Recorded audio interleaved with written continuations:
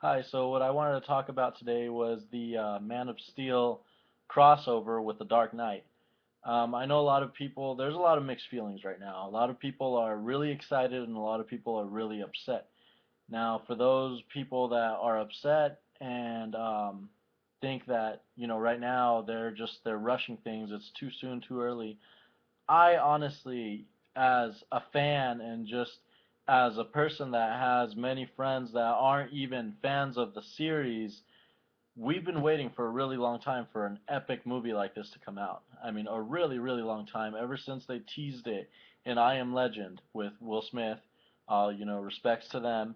Ever since they teased that poster in the background, everybody thought, there was a brink of hope that this movie was going to come out, and there was talk about it getting into, pre-production with like script writers and everything, and it's something that never fell through. And for Zach to announce this at Comic Con was great. It was a huge relief. It was just probably one of the most badass things that I've heard in a while. And I honestly think like I said, the timing's perfect. And I don't think that a lot of people are upset, and the main reason why is because of the Miller's version of Batman, which they glorify Batman basically in that comic book. And I'm honestly, I'm not a fan of that book or anything like that, Frank Miller's version.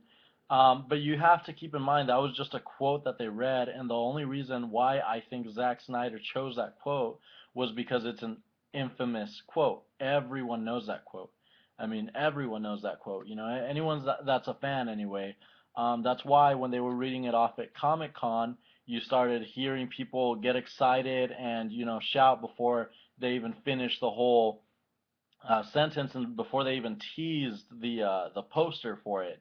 Um, so yeah, I think that the only reason why he chose that quote was because it's an infamous quote that basically it's in a crossover version of Batman and Superman together. So a lot of people would understand kind of what he was hinting at. Now, I don't necessarily think they're gonna take on Frank Miller's version of it, because if they did, it would no longer be a Superman movie. And as Zack Snyder specified, it's a Man of Steel sequel. It's all about Superman. Everyone's gonna be there. All the characters that were in the Man of Steel film, they're all gonna be there. We're just gonna have a new character, Batman, and maybe a little bit of his side story, but everybody already knows Batman. So Batman's just gonna be the supporting role. It's not gonna be about Batman at all. And I think if they did this movie and the way that Frank Miller's book kind of went, then it'd be a movie about Batman, not Superman.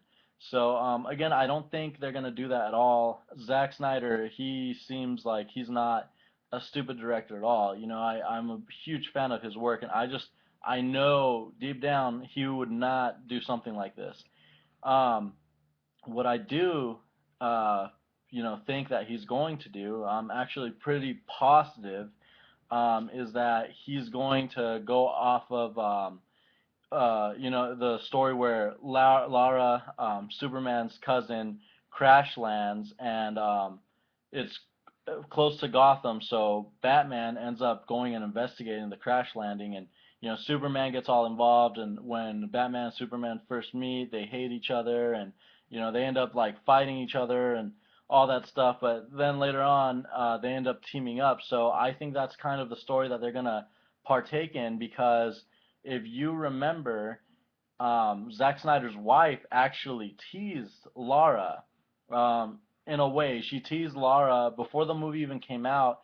There was a lot of talk of Easter eggs being in that movie, and one of the main Easter eggs was that there was another shuttle, just like the one that Clark arrived in the Man of Steel movie when he first walked into the fortress.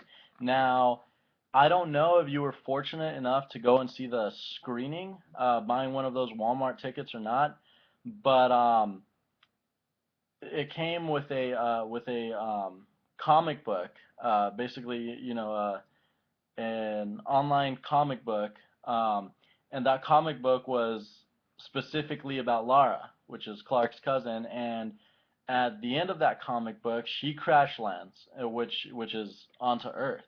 So I think that they incorporated it. They incorporated that ship being there to tell that Lara is officially in there, and the way the Man of Steel came out and made himself public and revealed himself, even though he ended up destroying almost half of Metropolis in the process of fighting with General Zod and all of that. I think that's going to encourage Lara to kind of come out of her shell a little bit more.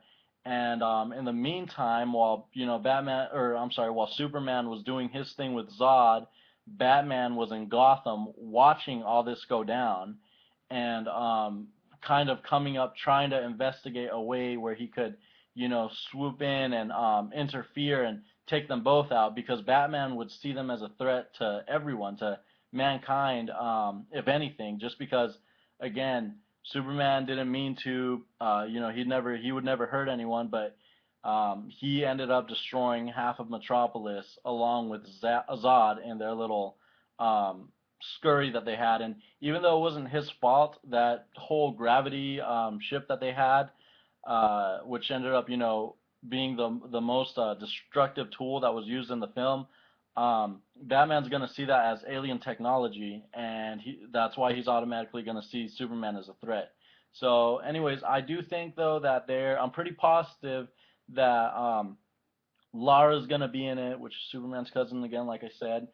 And this is all just based off of Zack Snyder's wife, if anything, because again, in the Easter eggs, when she was getting interviewed about what some of the bigger Easter eggs are in there, she said she can't release much information. They also said, anything that would be able to spawn off a sequel or anything like that. She said she couldn't release much information, but she just wanted people to look out for that extra shuttle in the Fortress of Solitude. And she specifically says that's almost like the same shuttle that Clark arrived in. And again, if you got the screening tickets